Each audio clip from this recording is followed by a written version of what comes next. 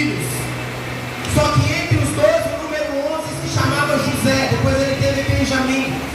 A Bíblia vai dizer que ele teve filhos com as suas concubinas, mas que com a mulher do seu amor, aquela que ele amava, aquela que ele pagou um preço por ela, que ele trabalhou durante 14 anos e mais 7 anos por causa dela, que se chamava Raquel.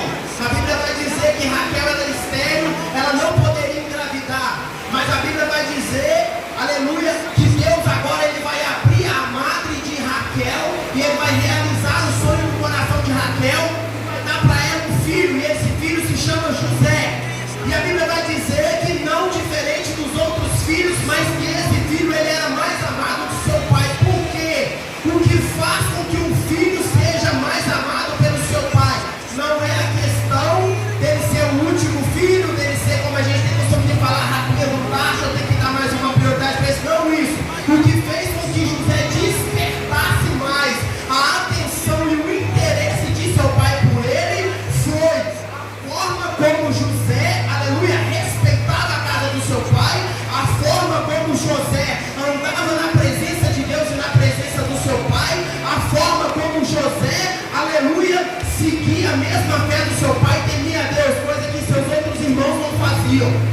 E isso despertou o interesse de Jacó por José, de tanto que a Bíblia vai dizer que ele agora vai distinguir José dos seus outros irmãos, fazendo o quê? Ele vai fazer para ele uma túnica de manga calar e uma túnica colorida. Ou seja, por que a túnica colorida? Porque quando eles olhassem para todos os irmãos, eles iam ver ali no meio que tinha um ali que fazia parte, aleluia, da aliança, mas que ele tinha algo nele que era diferente.